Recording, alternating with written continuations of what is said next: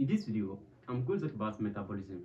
Now, if this is your first time visiting my channel or watching our video, don't forget to like, share, and subscribe.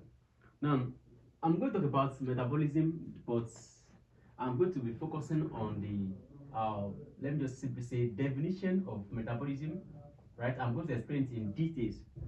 Then the next one I'm going to talk about under it, I'm going to talk about simply types, or we can simply use the word classes of what of metabolism. And the last aspect I'm going to talk about is actually the stages of phase of metabolism, That's actually the three aspects I'm going to be talking about in this video. Now, as far as metabolism is concerned, it just simply, whenever you hear the word metabolism, metabolize, you are basically breaking something down. It simply represents a type of bodily reaction, as a type of activity that occur in the body that involve anything reaction. That's actually what the word metabolism is. You are basically metabolizing something. Check it out. But let me just take you to this aspect. Now let's say that we are now in chemistry aspect now. You've heard about chemical reaction before. Chemical reaction, right? And in this case, as far as chemical reaction is concerned, chemical reaction is basically the type of reaction that occur between two compounds, in which two compounds are reacting together to give rise to a single product, right? But one thing about this is that there are some chemical reactions that cannot occur on their own, right? They cannot just occur on their own, and that's that they require an enzyme for their activity, or simply say catalyst now, right?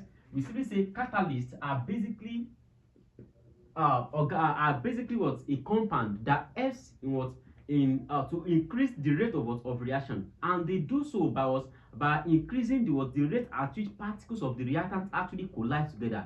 And according to collision theory, we say that reactant particles must collide together for a reaction to occur, right? And in that case, as far as chemical reaction is concerned, we have some reaction that involve A plus B to give you what? C. And we have some that involve what? C to give you what? A plus B, right? Now look at this. You are having this as A, which is simply two compounds, compound A and also what? Compound B. You write them together to give what? Compound C, right?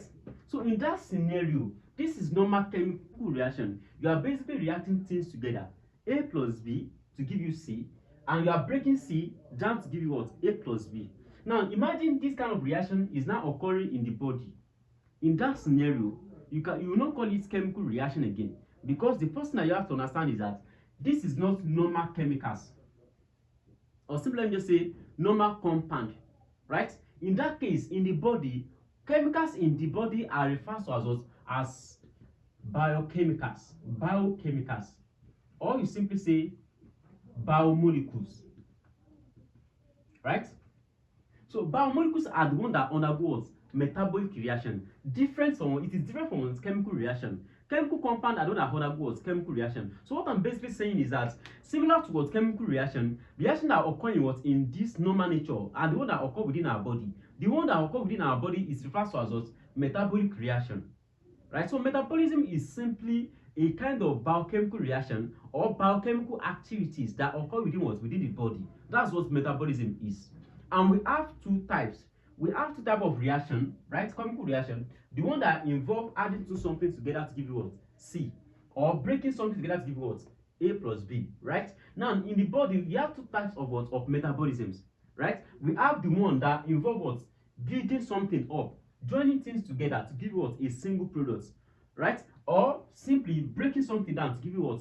To give you their components, right? So in order for me to open light to these details, to explain this much more better, now metabolism is a type of biochemical reaction. That's first I want you guys to understand. It's a type of what? Of biochemical reaction, right? That can involve either breaking down. It can be either breaking down or what? Or building up of what? Of biomolecule. You are basically breaking down or building up what? Biomolecule. That is basically what? Metabolism, right? And one thing that happens is that Metabolism actually occur in what? In different location in the body, right? And that's actually, that location actually depend on the phase of what? Of metabolisms. We have the first one, which is what? The primary phase. I'm going to explain everything one by one. We have the second one, which is what? The secondary phase. And we have the third one, which is what? The tertiary phase. And I'm going to explain it, right?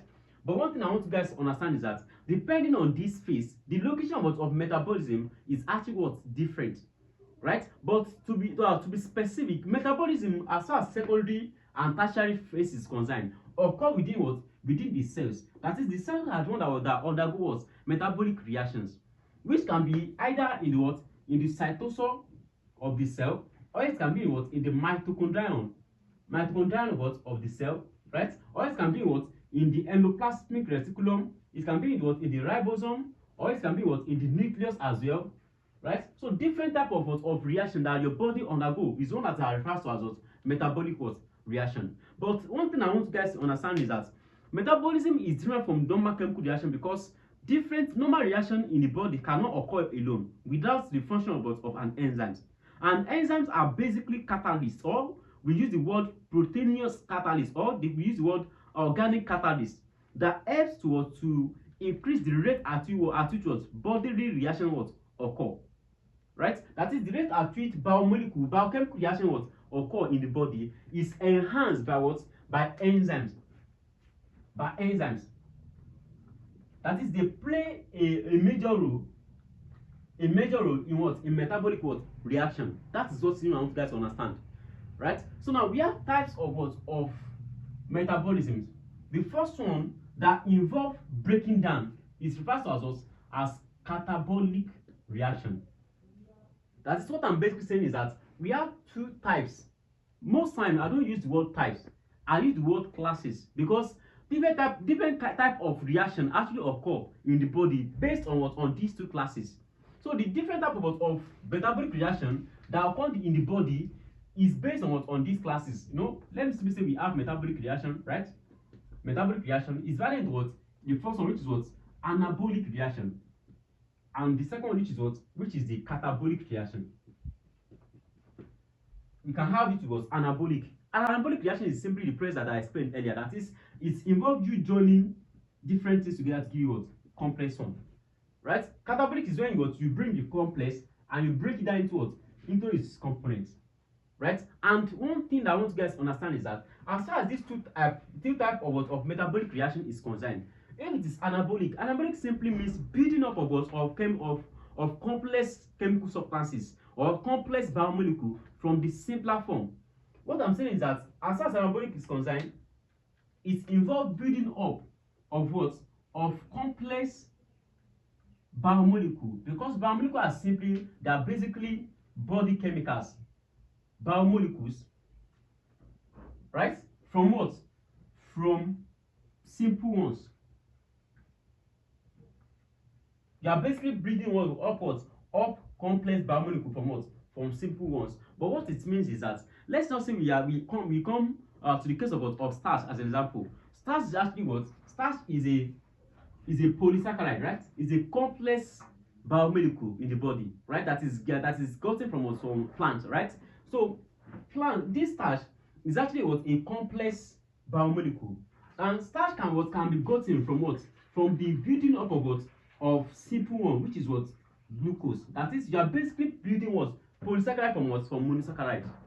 It's just like you're talking about protein and amino acid. Protein is a complex biomolecule in the body, while amino acid is its monomer, right? So that means protein as a polymer of what? Of amino acid is built up on what? From amino acid itself. It involves amino acid that are joined together by what? By peptide bond, right? Once the amino acids are joined together by peptide bond in a normal sequence, you are going to what? Produce what? Protein.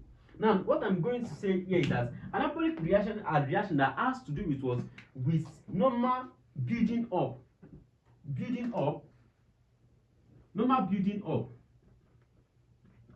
of what? Of complex biomolecule.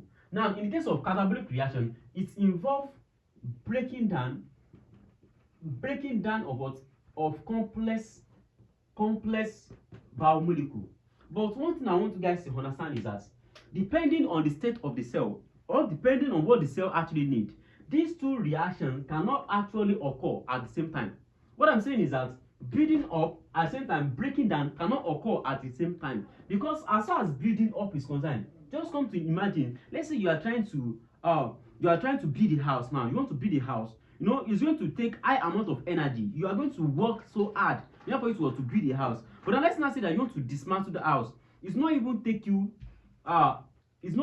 enough energy. You just destroy everything that you want. Right? Now, to build something up, it always require high amount of energy. And in that scenario, that shows that anabolic reaction is a type of what? Of endogonic reaction. What I mean by endogonic reaction is that it requires energy. And that shows that whenever the cell does not have energy, let's say there is no energy in the body or in the cell, that shows that anabolic reaction will cease to occur. Because anabolic reaction is a type of reaction that require energy for it to occur. For example, let's say in the case of you are trying to build what? Glycogen, for example. Now, let's say you want to build glycogen, for example. Right? You know, glycogen is actually what? The solid form of glucose in the body. Now, let's say you want to build what? Glycogen. Now, let's now imagine that you do not have glucose in the body. You know, I said something, I said carbohydrates, they are energy giving food, right? Now, let's say you don't have glucose in the body. If you don't have glucose in the body, glucose is actually a major source of a biomolecule that can lead to energy generation. Now let's say you don't have glucose in the body, can you still build what? This glycogen? No, it's not possible. That's as anabolic reaction is actually a type of endogonic reaction. Endogonic because it requires energy for it to occur. It requires energy for it to occur. That is what anabolic reaction. Now, in the case of catabolic actually is a type of reaction that in which complex is being broken down into what? Into simpler form. Now, let me tell you something that you guys understand now. Look up, in the case of glucose, one thing is that whenever glucose comes together, you have many glucose that are bound together, right, in the body, in the normal body of animal, right? You know, glycogen is formed in that scenario. Glycogen is formed, and that simply means that bond energy is being embedded in this bond. Whenever your cell, the cell is undergoing, let's say the cell is engaged in anabolic reaction. Let's say the cell wants to build up glycogen from glucose. Now, the energy that is being used up by this anabolic reaction is embedded in the bond of this glycogen structure. That shows that whenever there is no energy, whenever the cell needs energy now, the cell can actually go back to this glycogen and break it down through catabolic reaction. And once the cell is breaking this glycogen down, energy will be releasing, because energy is actually embedded in the bond of this glycogen. Right? So catabolic reaction is a type of hexagonic reaction. That is, it releases energy. Just think about this endogonic and also hexagonic, just like we are talking about endothermic reaction and exothermic reaction. You know, in the normal chemistry, whenever you're talking about exothermic reaction, it's a type of reaction that can actually occur on its own because it releases energy to the environment. That is basically what hexagonic is. But in the case of endogonic, you are related to endothermic reaction. Before that kind of reaction occur, it requires energy. And in that case, if it requires energy, that means you are talking about endothermic. Just kind of relate them together. Endothermic to endogonic and also exothermic to hexagonic, but they are actually different. Okay? Now let's come back here. So in the case of anabolic and also catabolic, catabolic is they are hexagonic, right? They release energy. So whenever complex biomolecules is being breaking down, it release energy. Can you see that? So it releases energy. So all the metabolic reaction that occur in the body, all the metabolic reaction that occur in the body can be classified into two major classes. The first one is anabolic and the second one is catabolic.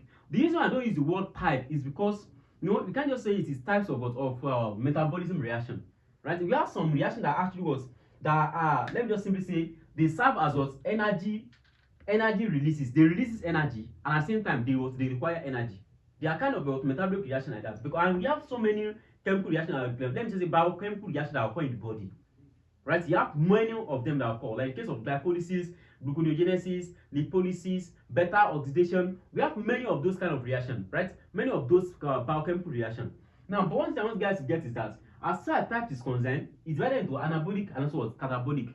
One important fact here is that anabolic involves the building up of complex biomolecule from simpler ones. While catabolic is basically what? Breaking down of what? Of complex biomolecule to give simpler ones, to give simpler ones. That's basically what catabolic is. But anabolic, you are building what? Building complex biomolecule from what? Simpler one. And anabolic is what? Is a type of what? Endergonic reaction. It requires energy for it to occur. But in case of catabolic, it releases, it involves breaking down. And in the process of breaking down the complex biomolecule, energy is what is being released. And that's why it's called exergonic reaction. So now let's just simply move to the stages and also phase of metabolism. So now let's move to the third phase of the metabolism. So this third phase, let's come to think of this thing. I said we have what? We have primary phase, secondary phase, and sort of tertiary phase. It's very, very important for you to know that, because there are different types of reactions that actually occur in the body. But the location of this type of metabolic reaction, is different from each other. Come think of it, we have what? 4 levels of organization. We have cell, we have tissue, we have organs, and we have something that is described as system. You see, whenever a type of reaction is occurring in the body, and that type of reaction is carried out by organ and system, just know that kind of reaction occurring in the primary phase of metabolism. That type of reaction occurring in the primary phase of metabolism. And such example is when you are talking about your gastrointestinal tract digestion of food. And in that case, you simply refer to it as digestive system. That process actually involves the process of you ingesting normal food. Once you ingest your normal food, then it's going to undergo a series of breakdown by the digestive organs and also enzymes at the same time. So in that case, that kind of metabolic reaction, it is called metabolic reaction because it's a type of reaction that occurs within the body. It is a metabolic reaction and it's occurring in the primary phase. So digestion of food is an example of metabolic reaction that occurs in the primary phase, and it's occurring the location, organs, and also system. That's the location.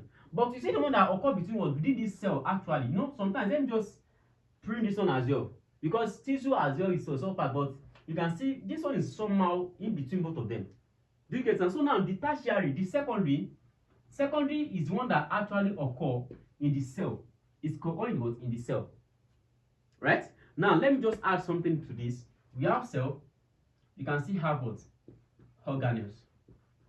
Organelles are actually some organs in the cell that actually perform their own function. They have their own specific function. Like example of organelles, we have mitochondrion, we have ribosome, we have nucleus, endoplasmic reticulum, and also Golgi body, and so on. So, but in the case of secondary metabolism is the type of metabolism that occur within the cell, right? And it can be within the cell cytosol. Example is when you're talking about glycolysis, right? So this kind of metabolism occur immediately after digestion, after the primary phase, after the one that occur in the GI tract. Then the next one that occur is the one secondary metabolism, and it involved the product of this being broken down into to release energy. So once, let's say we have glycolysis, breakdown of glycolysis to give us pyruvate. In that case, pyruvate is actually a high energy intermediate, and it is the end product of glycolysis. But one thing that I want you guys to understand here is that once glucose is being broken down, glucose is the end product of this guy, of all these primary phase metabolism. We have glucose, fatty acid, as far as lipid is concerned. We have protein, you have the amino acids, you have different kind of things actually. But here, everything occurs in this primary phase, right? Now let's move to the secondary phase. The secondary phase is when you are talking about the monomeric units of the complex one that are found here. They are monomers. When they undergo breakdown, or when they undergo breakdown, that's the secondary metabolism. And in that case, we have the case of glycolysis, that is the breakdown of glucose to give rise to pyruvate. It occurs within the cell itself. So secondary metabolism occurs within the cell, and that's how they are referred to as secondary metabolisms. Now, in the case of tertiary metabolism, this occurs within the organelles. That's actually where it occurs. Tertiary metabolism occurs within the organelles. For example, now this pyruvate, which is the end product of this glycolysis. It's occurring what in the cell cytosol, right? Glycolysis is occurring what in the cell what cytosol. That's where it occurs. Then from there, the end product is what is pyruvate. Pyruvate, NADH, right? We have NADH. We have the next one. We have some other product like actually water as well, right? But at the same time, this NADH and this pyruvate, they will not make their leaf into what? They will enter the what? The mitochondrion. And once they enter the mitochondrion, this mitochondrion is actually what? An organelle that are found what? In the cell. That shows that tertiary metabolism takes place in what? In the organelles that are found what? In the cell. Right? It's just like me talking about body. I'm talking about body, primary occur within what? System and also what? Organ. That's just it. Secondly can occur, may likely to occur, in what? In the tissue and also what? Cell. Right? For example, the storage of what? Of lipid in the adipose tissue. Right? And that one is I'm going to talk about that one in a separate video. So that shows that secondly may likely to occur within what? Within the tissue or cell, depending on what the body need or what the cell actually what need. Now from there, as far as tertiary is concerned, tertiary occur within what? The organelles that are found what? In the cells. And that's actually tertiary what? Metabolism. So that's why I said that metabolism can be what? Divided what? Into these three phases. The phases or simply the stages of metabolism will determine the location of metabolic reaction. That is the location at which what? The cell, the glycolysis is going to occur will be determined by the phase of what? Of metabolism. Now let's move to another aspect. So now let me talk about the last aspect under this metabolism, right? No, I said metabolism is a series of what? Of biochemical reaction, right? Metabolic reaction is a series of what? Of biochemical reaction that occur in the body, right? And after this metabolic reaction, what I want you guys to understand is that metabolic reaction is different from normal chemical reaction. It's different from normal chemical reaction because normal chemical reaction is just a type of simple reaction that actually occur between two compounds. But in the case of metabolic reaction, we have some terminology I want you guys to understand. The first one, we have what we call substrate, right? And we have something that we call what? Enzyme. We have enzyme. We have something that we call what? The cofactors. The cofactor, and we have something that we call what? Pathway. Right? Metabolic reaction is a very complex reaction that involves series of what? Of steps, series of enzymes performing different reaction. Right? I cannot just use the word cascade event, but I will just say it's a type of series reaction that will occur, right? In which a substrate is being converted to a product. The product is formed is being used as a substrate for another enzyme. Now let's say we have something like this. Let's say we have different type of reaction. Let's say we have conversion of A to B, from B to C, C to D, D to E, E we have to what? F. Then from F to what? We have it to G. Right? Now look at this very well. This is a very, very complex reaction. And in that case, let's say we have enzyme. Enzyme 1, enzyme 2, enzyme 3, we have enzyme 4, enzyme 5, we have enzyme 6, and also what? And that's all. Right? Now listen. One thing about metabolic reaction is that metabolic reaction is actually a purposeful reaction. A reaction that occurs for a particular purpose in the body. It's a purposeful reaction. The reason I use what? A purposeful reaction is that it cannot just occur on its own. Right? It occurs as let me say at a purpose time, like at a specific time that the body actually requires it. Right? For example, you cannot just be eating. Whenever you eat, it is certain that your food is going to undergo what? Digestion. And you can let's say you are not in a starved state, you are not hungry, just like eating something, already you are full, right? You are full. Any food that you consume after you are full will be stored as glycogen. That is the carbohydrate that are present in that food. And in that case, the glycogen can only be metabolized maybe whenever you feel hungry. Whenever you now feel maybe you are hungry, you just at particular time after you undergo like after you are hungry, then for a certain period of time you don't even feel hunger, you don't even feel anything hunger again. At that particular time, that's why your body have actually metabolized the glycogen that are actually stored in you. Now let's now look at this. We have A here, B, C, D, E, F, and G. Now, first thing is that this A is referred to as what? As substrate. It's referred to as what? Substrate. This A is referred to as substrate. That is what your A is. Then what are you going to call B? What are you going to call C? B is a product and also what a substrate, and I'm going to explain the reason why.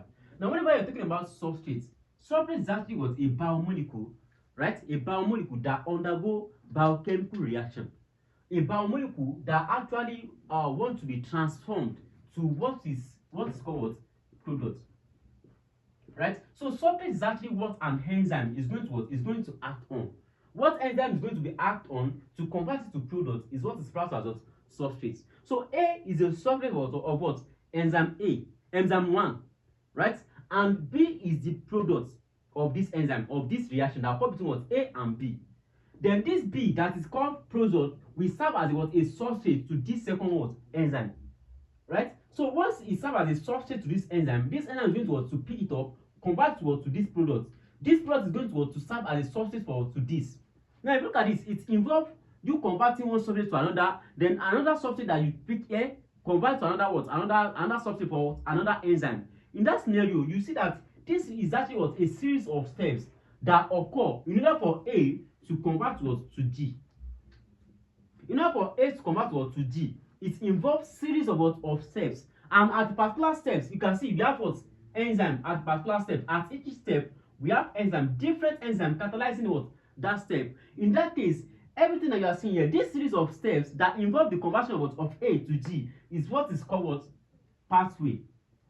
So pathway is basically a series of enzymatic reaction that occur whenever what a substrate is a substrate must be converted to product in the body. So the type of reaction that occur that involve different enzymes, different enzymatic reaction that occur in order for us to convert A to B. And don't forget, I said earlier, metabolic reaction does not just occur on its own. It is a purposeful reaction. It occurs for a purpose. Now, apart from that, I've explained what enzyme is. Enzyme is basically what? It's basically a catalyst, organic catalyst, or you simply say biocatalyst that helps to increase the rate at which A is being converted to B. B is being converted to C. The rate at which this substrate is being converted to each other. That's actually what enzyme does. It pick up the substrate and convert the substrate to product. Then after that, what is cofactor? Cofactor are actually a compound. They are actually organic compound that helps an enzyme to perform its optimum activity. Right? They are helps an enzyme to perform its optimum activity, and I'm going to explain that. Now let's say we have let me just say the case of we have substrate A. Substrate A needed to be converted to B, right? In that scenario, let's now imagine our substrate A to be let me simply say amylose, just for an example. And you know that the enzyme that is going to be performing the function of conversion of this amylose to B is going to be amylase. It can now be either salivary amylase or pancreatic amylase. And what are the things that I mentioned earlier? I said amylase can function in a pH of 6.7, right? It requires chlorine ion for its activity. In order for this amylase to perform its optimum activity, there are two conditions attached to it. The first one is that the pH must be 6.7, and I said that the second one is that it requires chlorine ion. And in that scenario, this chlorine ion is basically a cofactor like that, because this enzyme actually requires this chlorine ion for it to convert A to B. So cofactors are basically organic compounds that help an enzyme to perform its optimum activity. An example of cofactor, we can have the case of NAD, NADH, or simply just say NAD plus. We have FAD, right? We have magnesium ion, Mg2 plus. We can have different types of cofactor. I'm going to explain this in a separate video. Now from there, we have pathway. I've explained it. Cofactor can be divided into two. It's of two types. Let me just quick run through them. We have what's called coenzyme, right? We have coenzymes and we have we have meta ion, right? So we have coenzyme and meta ion. So both coenzyme is actually an organic compound, and it can be derived from some vitamin source or non-vitamin source. That one will actually be in a separate video, right? So that's just about this metabolic reaction I want you guys to understand, and I think that's all about metabolism. So now the next thing I'm going to do is that I'm going to explain different types of metabolism that we have. Let me just say different types of metabolic reaction that we have in the body one by one. And that's just it. So if you enjoyed this video, please make sure you like, subscribe, and don't forget to share. Thanks for watching.